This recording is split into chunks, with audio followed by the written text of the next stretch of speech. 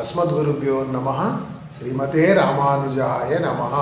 ముందుగా ప్రార్థనతో ఈరోజు కార్యక్రమాన్ని ప్రారంభం చేసుకుందాం. కృష్ణో రక్షతు నో జగత్రయ గురుం కృష్ణం నమస్యామ్యహం. కృష్ణే నామరశత్రవో వినిహతాః కృష్ణాయ తస్మై నమః. ఈరోజు విశ్వావసు నామ సంవత్సరము, దక్షిణాయనము, వర్ష ఋతువు, భాద్రపద మాసము, సప్తమి బోను అష్టమి, అష్టమి తర్వాత నవమి కూడా ఈరోజే వస్తుంది. మృగశిర నక్షత్రము.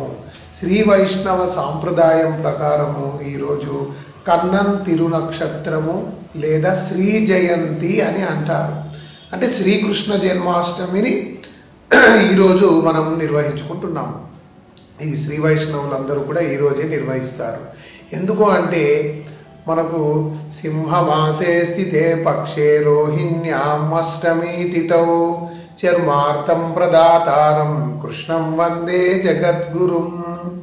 సప్తమితో కూడుకున్న అష్టమి ఉన్న కృష్ణ జయంతి చేయరు. అలాగే రోహిణి మృగశిర కలిసి ఉన్నప్పటికి కూడా మరి లేదా కృత్తికా రోహిణి ఉన్నా కూడా మరి కృష్ణ జయంతి చెయ్యరు. ఈరోజు మరి మనకు అష్టమి తిథి ఉంది, రోహిణి నక్షత్రం వెళ్ళిపోతుంది.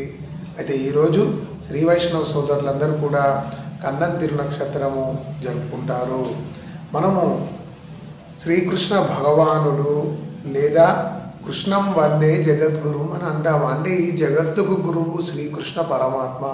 అతను శ్రీమద్ భగవద్గీతను అర్జునుడిని ఆధారంగా చేసుకొని మనందరికీ బోధించి మనము ఈ మానవ జన్మలో ఏది చేయాలి ఏది చేయకూడదో భగవద్గీత ద్వారా అనేక విషయాలు మనకు వివరించడం జరిగింది.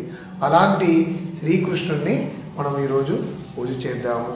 వసుదేవసుతం దేవం కంసచానూరమర్దనం దేవకీ పరమానందం కృష్ణం వందే జగద్గురుం. అడియేన్ రామానుజదాసన్. జై శ్రీమన్నారాయణ. ఈ యొక్క జ్ఞాన ప్రదీపం అనే ఛానల్ని సబ్స్క్రైబ్ చేయండి, షేర్ చేయండి, లైక్ చేయండి, కామెంట్ చేయండి.